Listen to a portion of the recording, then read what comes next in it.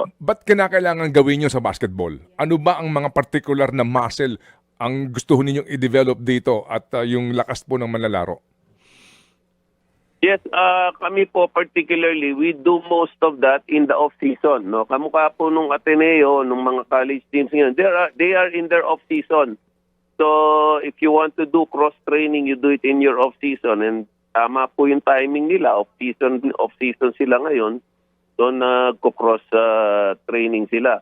But the benefit of aqua training is yung nagba-basketball ka po, yung muscle balance mo, iba yung mga muscle na ginagamit mo for basketball, na may mga maliliit po tayong mga muscle na kailangan nating i-train to prevent injuries, no, sa future. So water training does that, no, yung mga ibang muscle mo na hindi mo nagagamit kasi ibang set of muscle ang ginagamit mo for basketball.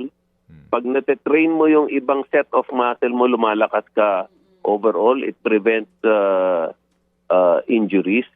At the same time po yung water training for if you're already injured or if you're trying to avoid injuries, dahil may buoyancy po yung tubig no? May buoyancy. So hindi po masyadong bugbog yung katawan nyo kahit na napapagod kayo, ginagamit nyo yung muscle nyo, pero at the same time, low impact po yan, no? Low impact, kaya almost all teams po train in the water. But always in the pool. No?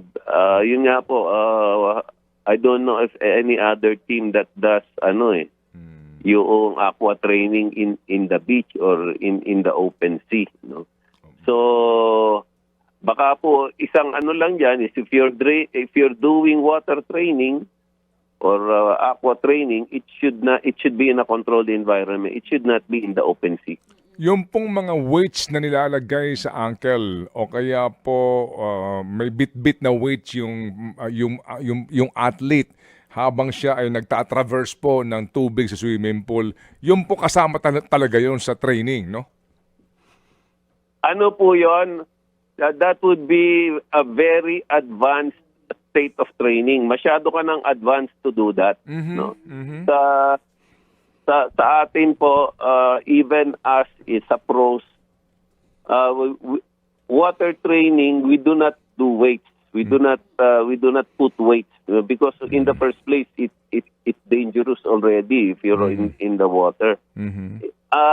Siguro po in fairness naman dito sa Ateneo team, I don't think na totoo po, hindi po ata totoo na dinagyan sila ng weights. No? So, I don't think nangyari po yon or meron pong ginawa na nilagyan sila ng weight sa paa or sa kamay.